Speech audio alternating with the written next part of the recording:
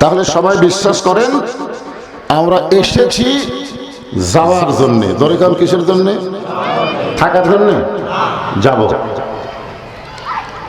চলতে পথে 2 দিন থামিলাম, যাবার কালে একজন আরো দেখা না পাইলাম। আমরা এখানে যাওয়া আসার মধ্যে কয়দিন? 2 দিন। মনে করেন 2 দিন আমরা থামিলাম। এখান থেকে যাওয়ার সাথে সময় একজনকেও আমাদের কাছে পাওয়া যাবে? জোরে বলেন যাবে? তাহলে গানটা কেমন লাগলো? চলতে পথে 2 দিন থামিলাম, যাবার কালে একজন আরো দেখা না পাইলাম। ও আমার সাদের মালা যায় রে ছিড়ে, রইব না আর বেশি দিন তোদের মাঝারে। কয়দিন থাকবেন? না আর কয়দিন থাকবেন? এখান থেকে আপনারা বাড়ি যাওয়ার পারবেন এরকম গ্যারান্টি দিয়ে একজন খাড়া হতে হবে যে আমি বাড়ি যাবই। তাহলে নিজের দুনিয়ার বাড়িতে যাওয়ার গ্যারান্টি নাই। কবরে যে আমরা যাব এই ব্যাপারে কোনো সন্দেহ নাই। ইজা আসাবাতুহুম মুসিবাতুন ক্বালু ইন্না লিল্লাহি ওয়া ইন্না ইলাইহি রাজিউন। এখন শাব্দিক অর্থ শোনেন। ইজা মানে যখন, আসাবাতুহুম মুসিবা তোমাদের উপরে তাদের উপরে বিপদ আপদ মুসিবত আসবে, ক্বালু তখন তোমরা বলবে ইন্না লিল্লাহি ওয়া ইন্না ইলাইহি রাজিউন। এখন আপনারা বলেন তো এই আয়াতটি আল্লাহ মরার পরে বলার জন্য বলছে না বিপদ আপদ মুসিবতের সময় বলার জন্য? তাহলে আপনারা আয়াতের শাব্দিক অর্থ শুনে বুঝলেন যখন কোনো বিপদ আপদ মুসিবত আসবে তখন ইন্না লিল্লাহ বলার হুকুম করছে কে? আরো জোরে বলেন। আল্লাহ নিজেই বলতেছেন ক্বালু, মানে বলা তোমার জন্য ফরজ। আল্লাহ যেটা করতে বলে এটাকে সুন্নাত না ফরজ? এটা হলো ফরজ। এখন আপনারা চিন্তা করে দেখেন তো এই মুহূর্তে বাংলাদেশের মুসলমানের জন্য সবচাইতে বড় বিপদ আপদ কি এই মুহূর্তে? মরাই বিপদ। আসলে অনেকের ধারণা তো মরা নাই বিপদ। আসলে মুসলমানের জন্য যে মরা বিপদ নয় এই জিনিসটা আপনারা শোনেন। গোরস্থানে যারা আছে এদেরকে আল্লাহ শোনাই দিবে। আল্লাহর একজন মস্ত বড় পয়গম্বর নাম হলো মুসা কালিমুল্লাহ। ধরে বলেন নাম কি? তোর পর্বতে গিয়ে বলতেছে আল্লাহ আমার যা আছে আপনার তা নাই। আল্লাহ বলে মুসা তোমার এমন কি আছে যে এটা আমি আল্লাহর নাই? মুসা বলতেছে আল্লাহ আমার মৃত্যু আছে কিন্তু আপনার মৃত্যু নাই। আল্লাহ বলতেছে ঠিকই তো তাই। আপনারা বলেন তো একজনেরই মৃত্যু নাই, তিনি কে? এছাড়া যত বড়ই হোক মরা লাগবে। কারণ আল্লাহ কি বলেছেন? কুল্লু মান আলাইহা ফানিউ ওয়া ইয়াবকা ওয়াজহু রাব্বিকা যুল জালালি ওয়াল ইকরাম। আল্লাহ বলে মুসা মৃত্যু তোমার কাছে কেমন মনে হয়? এটা আমার এক ভাই ছোট ভাই বলল মৃত্যুটাই বিপদ। আল্লাহ বলেন মুসা মৃত্যু তোমার কাছে কেমন মনে হয়? মুসা বলতেছে আল্লাহ দুনিয়ার জীবনে যত নিয়ামত আপনি আমাকে দিয়েছেন তার মধ্যে উত্তম নিয়ামতের নাম হলো মৃত্যু। নিয়ামত কি বিপদ? নিয়ামত মানে কি? আপনারা সূরা ফাতিহা পড়েন না? আনআমতা আলাইহিম, যাদের প্রতি আপনি নিয়ামত দিয়েছেন তাদের পথে আমাদেরকে কবুল করেন। নিয়ামত শব্দের অর্থ হচ্ছে আল্লাহর সন্তুষ্ট। আল্লাহ বলে মুসা মানুষ দুনিয়াতে গেলে মরবারই চায় না, সেই মৃত্যু তোমার কাছে উত্তম মনে হওয়ার কারণ কি? মুসা বলতেছে আল্লাহ কারণ হলো 3টে। জোরে বলেন কয়টা? আঙ্গুলের দিকে তাকায় খেয়াল করবে। 1 নম্বর কারণ হলো আপনি যে জান্নাত বানায় রাখছেন এই জান্নাতে যদি আমি মুসা যাবার চাই তাহলে মরা ছাড়া যাওয়ার কোনো রাস্তা নেই। এখন আপনারা বলেন মরা যদি বিপদ হয় তো জান্নাতে কেমন যাবেন? জান্নাতে যাইতে গেলে মরা লাগবেই। লাইলাতুল মিরাজে আমাদের নবী বাইতুল মুকাদ্দাসের মধ্যে 2 রাকাত নামাজ পড়াছিলেন। কয় রাকাত? আমাদের নবী কিন্তু শুধু নবী না, আমাদের নবীর ডিগ্রি হলো ইমামুল আম্বিয়া, ইমামুল মুরসালিন। ফেরেশতা জিবরাইল বলেন, হুজুর আপনি যে 2 রাকাত নামাজ পড়ালেন, আপনার পিছনে যারা নামাজ পড়লে এদেরকে আপনি চিনেন? আল্লাহ নবী বলেন, জিবরাইল ভাই আমি তো কাউকে চিনি না। তো বলে, হুজুর তাহলে শোনেন, আপনার পিছনে যারা ইক্তেদা করে আপনাকে ইমাম বানালো তারা সবাই হলো নবী রাসূল। আল্লাহ রাসূল বললেন, আমি সবাইকে একটু দেখবার চাই। সঙ্গে সঙ্গে আল্লাহর পক্ষ থেকে নবীকে একটা মেম্বার দেওয়া হলো। নবী সেই মেম্বার উপরে দাঁড়িয়ে দেখলেন সমস্ত নবী রাসূলের চেহারা থেকে নূর বের হয়ে আসতেছে, আলো বের হয়ে আসতেছে, কিন্তু একটা নবীর চেহারায় কোনো আলো নেই। আল্লাহ নবী চমকে বলে, জিবরাইল সমস্ত নবী রাসূলের চেহারা থেকে নূর প্রকাশ পায়, কিন্তু একটা নবীর চেহারার মধ্যে কোনো নূর নাই।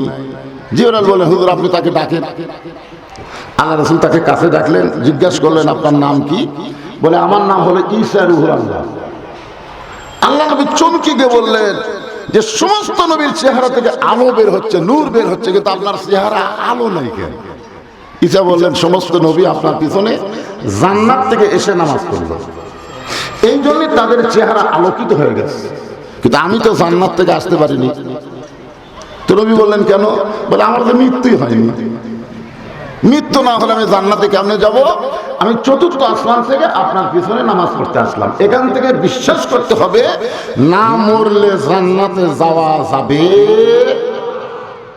এখন আপনার কি সকলে জান্নাতে যাওয়ার চান? তো মরা লাগবে। আমি যেই বলবো জান্নাতে যাইতে গেলে কি চাই, আপনার জোরে সোরে জবান খুলে বলবেন মরতে চাই। বলতে পারবেন না ভাইজান? এই গোরস্থানে যারা আছে এরা খুশি হয়ে যাবে, তাই আমাকে দল বাড়তিছে। জান্নাতে যাইতে গেলে কি চাই? যাই বলতেছেন না, তাই কিন্তু বিপদে পড়লেন। এমন একটা বয়সের সন্ধি আসবে, এমন একটা সময় আসবে যখন আপনার বাঁচা থাকাটাই বিপদ লাগবে। ধরেন ঠিক কিনা? লাঠি লুৎকুর কোনের ভূতে ভরি বুড়া মরিস না কেন? আপনি যদি এখানে 1 বছর বিশ্রাম পড়ে থাকেন, আপনার নিজের বউ পর্যন্ত আল্লাহকে বলবে এ মরে না। ধরে কোন কথা ঠিক কিনা? তো মরা লাগবেই রে পাগল। আজকে যুবক আছে দেখে মনে করেন ভালো লাগতেছে, বুড়া হয়ে যান তখন দেখবেন নিজের শরীর নিজের কাছে ভারী মনে হবে। তো সত্য যা সাকারাতুল মাউত হক, মৃত্যুর চাইতে সত্য কিছু নাই। সেই মৃত্যুটা জবান করে বলতে কি ভয় লাগতেছে না শরম লাগতেছে? তাহলে জান্নাতে যাইতে গেলে কি চাই? সকলে এক বাক্যে বলবেন মরতে চাই। জান্নাতে যাইতে গেলে কি চাই? আরো জোরে। এখানে যত ফেরেশতা আছে, এই ফেরেশতারে চমকাচম করতেছে। জীবনে বহু মাহফিলে গেলাম, এরকম মরার মিছিল তো শুনিনি। আল্লাহ আজকে তোমার বান্দারা, এই জায়গার নামটা কি? এক ডাকে যেতেছে, এতগুলো নাম কত? আতরসভা। ঠিক আছে, কয়টা নাম পড়তেই তো ক্লান্ত। তো আতরসভার মাহফিলে তোমার বান্দারা মিছিল করতেছে, মরতে চাই মরতে চাই মরতে চাই। আল্লাহ কয় ফেরেশতা আগে কি কছে বক্তা সেটা শুনিসনি? আগে কইছে জান্নাতে যাইতে গেলে কি চাই, আর আমার পাগলারা কয় মরতে চাই। যারা জীবনে জান্নাত দেখলো না, সেই জান্নাতকে পাওয়ার জন্য যারা মরতে চায় মিছিল করলো, আমি আল্লাহ তাদেরকে জান্নাত দিয়ে দিলাম। সুবহানাল্লাহ। তোর জোরেই করলেন, তো যাবেন কোন দিক দিয়ে? আমি তো রাস্তা খুঁজে পাই না। তাহলে যাবার গেলে মরা লাগবেই, ঠিক কিনা বলেন? আল্লাহ কোরআনে বলেন, ইয়া আইয়ুহাল্লাযীনা আমানুত্তাকুল্লাহা হাক্কা তুকাতিহি ওয়া লা তামুতুন্না ইল্লা ওয়া আনতুম মুসলিমুন।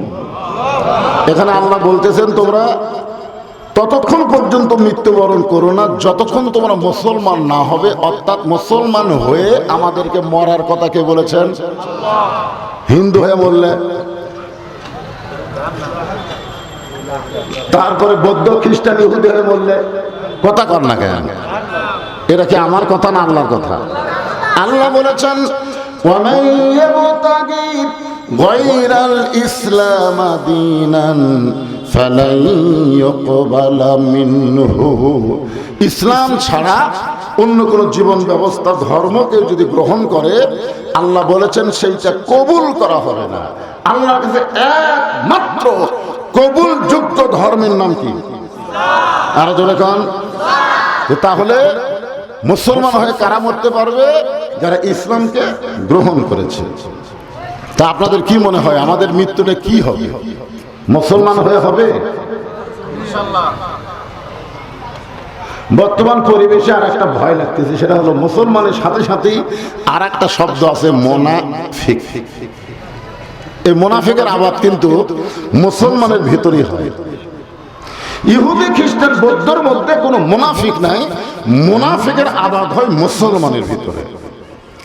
এখন যত জাহান্নামী হবে সবচেয়ে নিচে থাকবে আবার এই মুনাফিক। মুনাফিকের চরিত্র হলো লিমা তাকুলু মা লা তাফআলুন। মুনাফিকরা যা বলবে তা করবে না। তারা কোরআনের ওয়াজ শুনবে কিন্তু কোরআন মোতাবেক তারা চলতে চাবে না। দরকার কথা ঠিক কিনা? আমাদের বাংলাদেশ কোরআন দিয়ে চলুক, এটাকে আপনারা চান? সবাই চায়নি, সবাই কিন্তু চায়নি। কারণ শ্রেণীর মানুষ খুবই বেজার। এক শ্রেণীর মানুষ হলো যারা আবু জেহেলের মতন রাষ্ট্রীয় ক্ষমতা দখল করে আছে।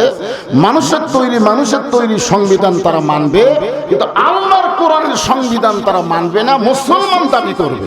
জোরে কোন কথা ঠিক কিনা? এরা সবসময় চাবে বাংলাদেশ মানুষের আইন দিয়ে চলুক, আল্লাহর কোরআনের জায়গা থাক। কোরআনের জায়গা বোঝেন না? মসজিদে থাক, হাফিজি মাদ্রাসা থাক, ওয়াজের ময়দানে থাক, কিন্তু সংসদে কোরআন নিয়ে যাওয়া যাবে না। কারণ সংসদে যদি কোরআন যায়, আমাদের মতন ভুয়া নেতার নেতৃত্ব আর চলবে না। দরকার কথা ঠিক কিনা?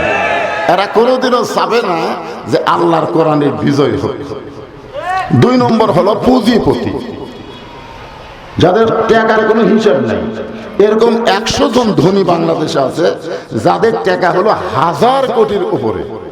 তাহলে 1 কোটি টাকার যাকাত যদি হয় 2.5 লাখ টাকা, তাহলে 100 কোটির যাকাত হচ্ছে 2.5 কোটি টাকা। তাহলে 1000 কোটির যাকাত হচ্ছে 25 কোটি টাকা। তাহলে 100 জন ধনী লোক এই যাকাত যদি বাংলাদেশে দেয়, গরিব খুঁজার পাওয়া যাবে না, সব গরিবরাও স্বাবলম্বী হয়ে যাবে। ধরে কোন কথা ঠিক কিনা? কিন্তু ওরা চাবে না, ওরা যাকাত দেওয়াকে জুলুম মনে করবে। এই জুলুম মনে করে এরা সুদের ব্যবসা বাড়াবে, কিন্তু যাকাত ভিত্তিক অর্থনীতি চাবে না। এরাও কোরআনের বিজয় কখনো কল্পনা করে না। ধরে কোন কথা ঠিক কিনা? আর এক দল হলো যারা ধর্ম নিয়ে ব্যবসা করে। ধরে কোন কি নিয়ে ব্যবসা করে?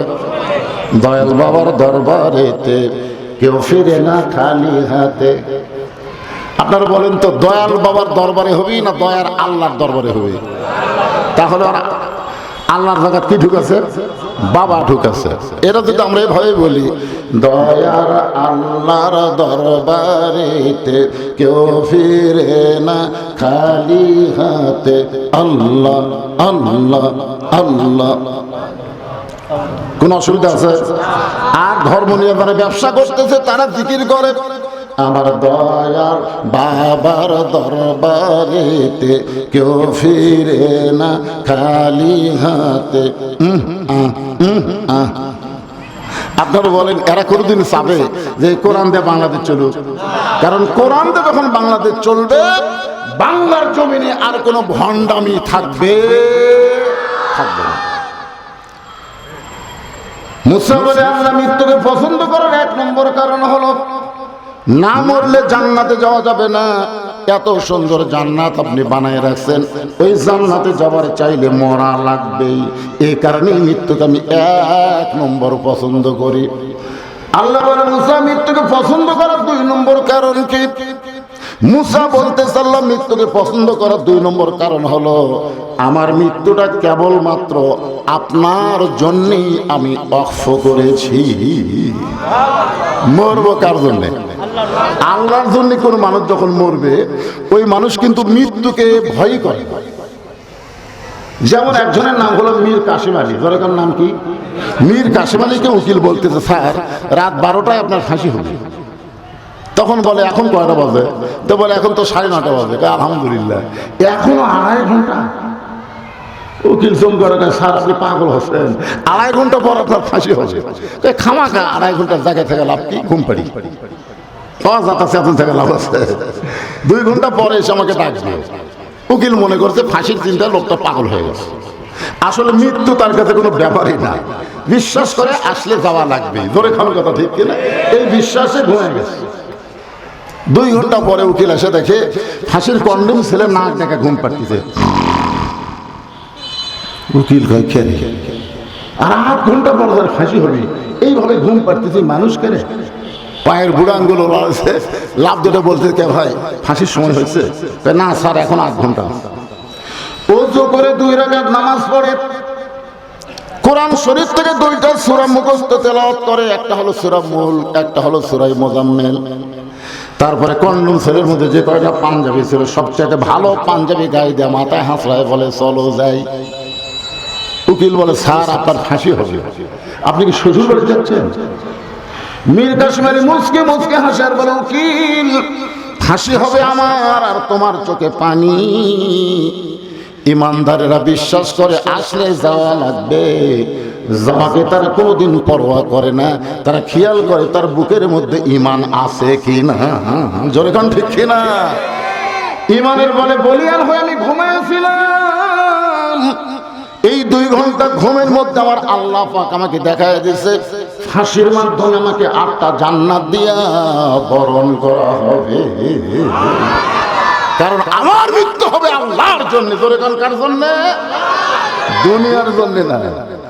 দুনিয়ার রাজনীতি করতে গিয়া অমুক নেতার চরিত্র ফুলের মতন পবিত্র, নামাজ পড়ে না এক ওয়াক্ত, আর তার পাশে আপনি চামচা হয়ে ঘুরতেছেন, ওই নেতার পিছনে মরিয়ে দেখেন নেতা সহ আপনাকে জাহান্নামে নিয়ে যাওয়া হবে। জোরে কোন কথা ঠিক কথা বলেন না কেন?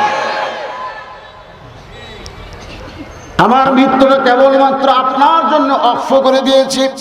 সঙ্গে সঙ্গে আল্লাহর কুদরতে মুখে হাসি ফুটে গেছে। আপনারা বলেন তো মুসা নবীর সাথে কি আল্লাহর দেখা হয়েছে? কোনোদিনও দেখা হয়নি, কিন্তু আল্লাহ যে হাসতেছে এটা মুসা নবী বুঝতে পারলো কেমনে? আপনাকে কীর্তি খরব থেকে আল্লাহ কিন্তু হাসে। দেখবেন 5 তলা বাড়ি করতেছে, বাড়ি করার পরেও মাঝে মধ্যে এরকম তাকায় দেখে, সবাই বলে কি দেখতেছেন চাচা? 6 তলা রড বার করে থুছি, আরে 1টা তালা খুঁড়ে ফেললে আমার জীবন শান্তি রে। এলাকার মধ্যে বলবার বলবো আমার 6 তলা বাড়ি আছে, 2 কান্দে 2 ফেরেশতা আল্লাহ, এই শয়তানের কান ধরে থাকবো না। এই এলাকার লোক জানাবে 6 তলা বাড়ি আছে, কিন্তু আতর সমাজ কবরস্থান আছে একবারও কয় না, একবারও কয় না। খালি এইরকম করে দেখে, খালি এইরকম দেখে, কিন্তু এইরকম দেখে না। আপনারা বলেন তো আমাদের দেখা কিরকম লাগবে? এইরকম না এইরকম? আমরা কি থাকার জন্য না যাওয়ার জন্য? তো কুটি যাবে, উপর দিকে যাবে।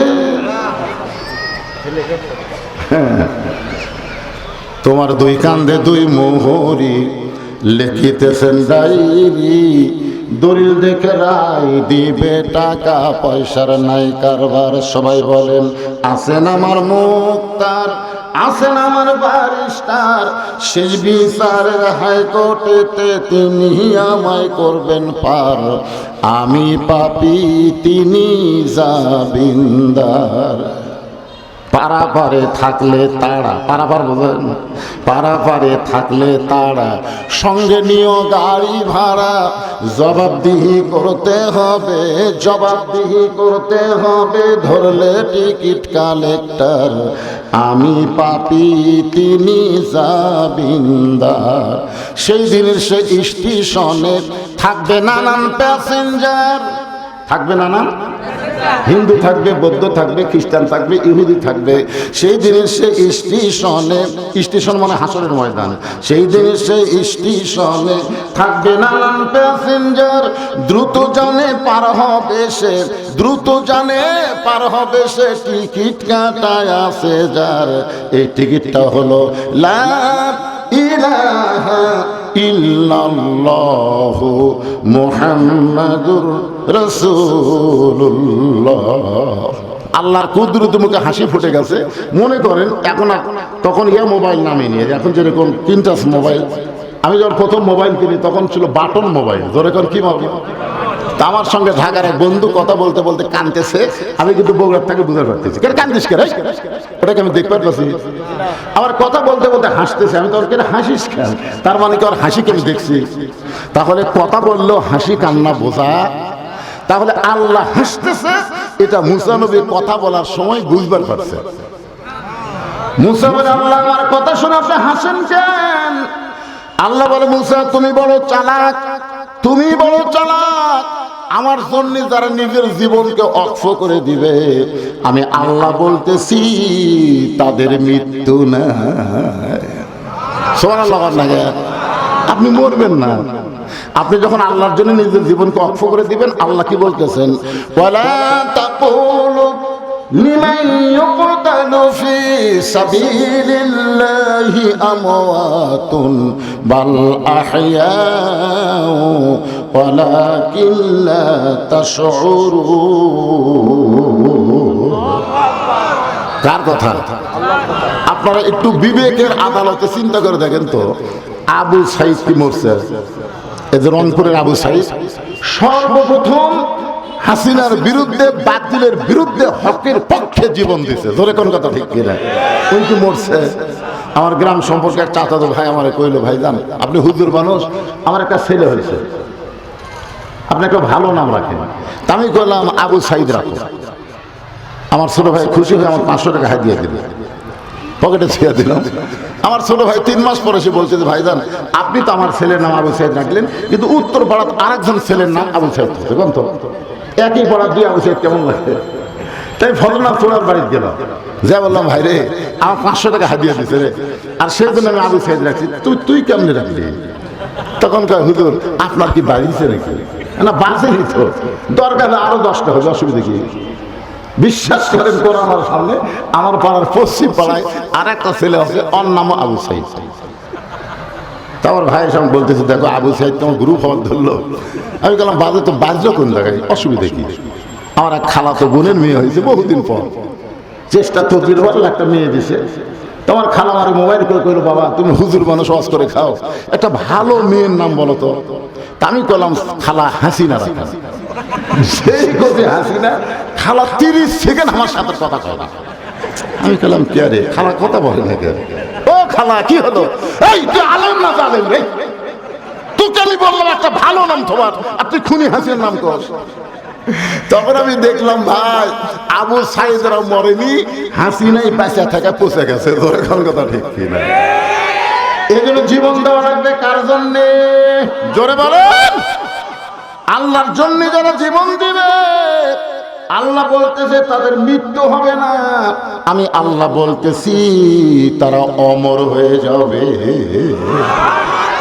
আপনারা বলেন তো আপনাদের এলাকায় এই গোটা সাথিয়া এলাকার মধ্যে ইয়াজিদ নামে কোন লোক পাবেন? কিন্তু হোসাইন আছে না নাই?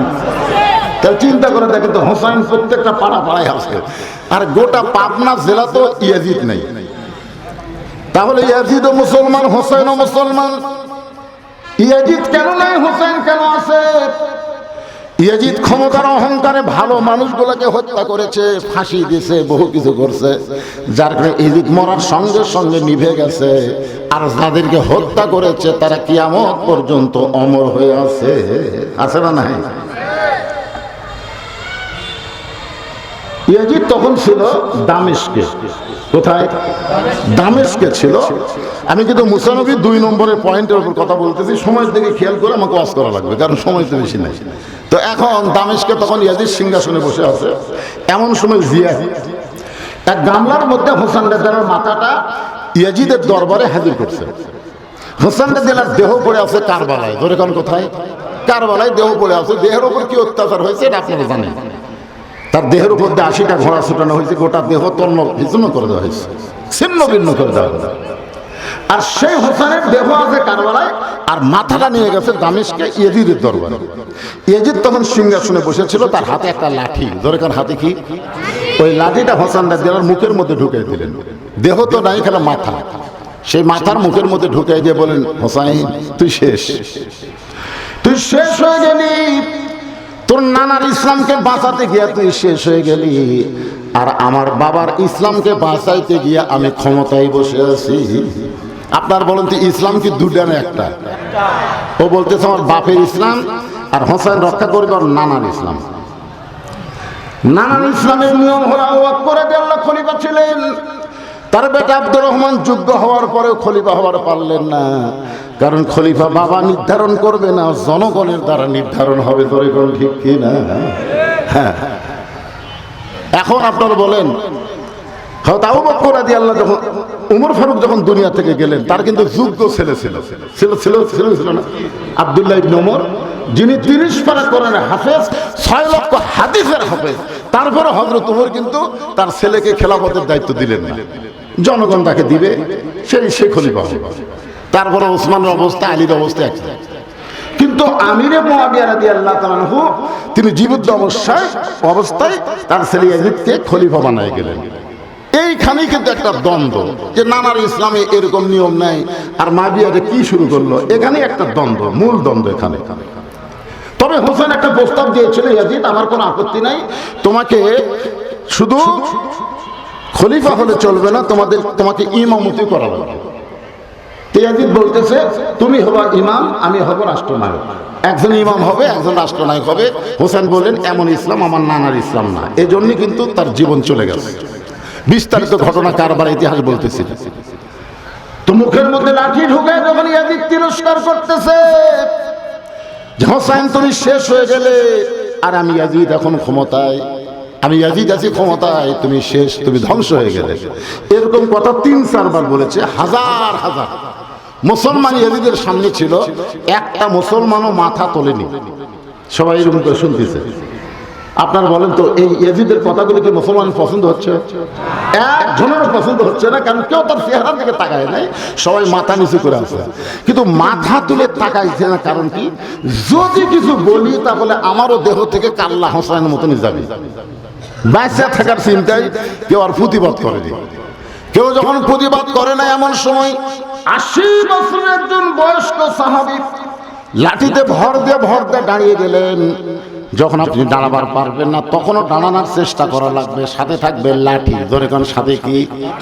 লাঠি হলো নবীর সুন্নাত। প্রত্যেকটা মুসলমানের হাতে একটা করে লাঠি রাখা সুন্নাত। এখন সুন্নতের দরকার পড়বে যদি আপনাদের এলাকায় বেশি কুত্তা থাকে। কুত্তা কিন্তু খুব বিরক্ত করতেছে, কথা ঠিক কিনা? রাত 2টার সময় আমার ড্রাইভার আমাকে নামাই বলে, হুজুর আমি গাড়ি গ্যারেজ করতেছি, আপনি বাসায় যান। আমি কেবল গেট খুলে যেই ঢুকছি, আমার আমের কাছে তোরে 4টা কুত্তা ঘুম পাড়তেছিল। এই 4 কুত্তা খাম করে আমার ধরলো। আমি আয়াতুল কুরসি পড়ি, কুত্তা লড়ে না। দোয়া কুনুত পড়ি, কুত্তা সরে না। দোয়া ইউনুস পড়ি, কুত্তা মনে হয় আমার পাঞ্জাবি কামড় দিবি। এমন সময় কোরআন একটা আয়াত বললাম, ইন্নাহুম ইয়াকিদুনা কাইদা ওয়া আকিদু কায়দা। এক কুত্তাকে মারলু, চিন্তা করলাম এত দোয়া করতেছি তাও করতে লড়ে না। এই সময় আমার ইমান বলতেছে, হুজুর দোয়া লাগতো না, হাতে যদি একটা লাঠি থাকতো। এক কুত্তাক বাড়ি মারলে বাকি 4টা এমনি দৌড় মারতে। ধরে কারণ কথা ঠিক না? বর্তমানে আমরা দোয়া দিয়ে, দরুদ দিয়ে ভারতের আগ্রাসন থেকে বাংলাদেশ রক্ষা করা যাবে না। ভারত থেকে বাংলাদেশকে হেফাজত করতে গেলে প্রত্যেকটা মুসলমানের হাতে একটা করে সুন্নতি লাঠি রাখা দরকার। ধরে কারণ কথা ঠিক না? আপনার বলেন লাঠির শক্তি আছে না নাই? আনাস ইবনে মালিক 80 বছর একজন বয়স্ক সাহাবী লাঠিতে ভর দিয়ে দাঁড়িয়ে বললেন, ইয়াজিদ মুখে যা আসে তা বলতেছো কেন? এই যে হোসেনের মুখের মধ্যে লাঠি ঢুকাইছো, তুমি তাকে চিনো? এই তুমি তাকে চিনো? আমি চিনি।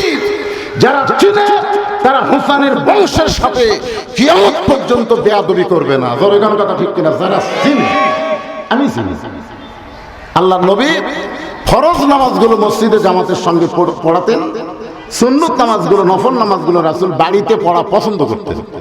আল্লাহ রাসূল বলেছেন, তোমার বাড়িকে গোরস্থান বানায় না, কারণ গোরস্থানে কোনো নামাজ হয় না। জোরে গান কথা ঠিক কিনা? আপনাকে গোরস্থান কোনো নামাজ হয়?